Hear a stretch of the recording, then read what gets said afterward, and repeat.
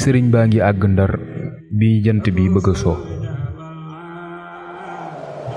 sëriñ bi dafa agsi rek ñu téye ko ci benn barab.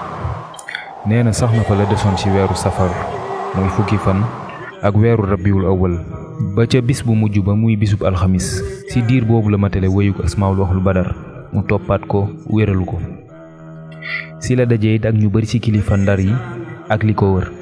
kuréel it ci njiiti njàmbur yi seeti nañ ko ngir tinu si ak ràmmu si tubaab bi. mu ne leen bàyyi leen maag sama borom rek moo leen ëpp ñeewan ci man gën leen a xam li gën ci man.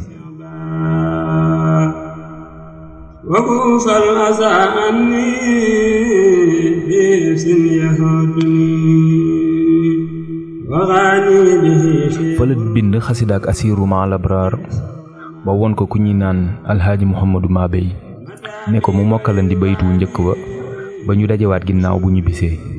te kat dajewaat nañu ginnaaw juróom-ñaari at ak ay weer bi ñu dajee sëriñ Mabey jàngal ko baytu wi daldi daanu ab jël jooy.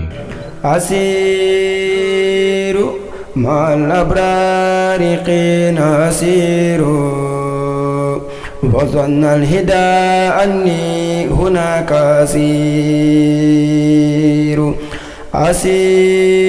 asiru ma labraari qiina asiru wa zanna alhidaa anni hunaka asiru. diir googu yëpp nasaraan saa ngi xalaat nan lañu war a def sëñ bi. nee nañ biñ ko taxawalee seen kanam di wax ak moom ci teewaay kilifaay nasaraan yi te boobu sëriñ bi ku wéet la woon ci seen biir ñu naan ko nee nañ yow yaa def nàngam ak nàngam sëriñ bi ne leen indil leen ma ki ko wax ba xam. te booba li ñu doon wax naan moo ko def ab dof bu amut xel sax du ko def waxatuma laak ku mel ni moom. lii am daal ràmbaaj la gu jóge ci ku keñaan la jël ba ñu mujj amatuñu ci kersa ci yàlla seytaane yàq seen xel jox leen xalaatam yu ñaaw ba ñu mujj di ràmbaaj. kitaabun kariimun min kariimin mukarramin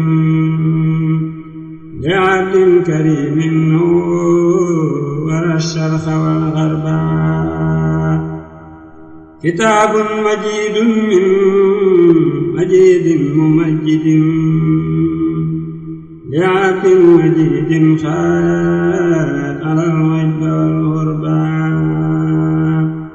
kitaabun aziizun min hadiisin muhaddidin li abdin aziizin. kon le 5 septembre 1895 le conseil privé bi dogal ne dañuy exiler sëriñ bi Gabon. بتاجي قانم هديم يقيك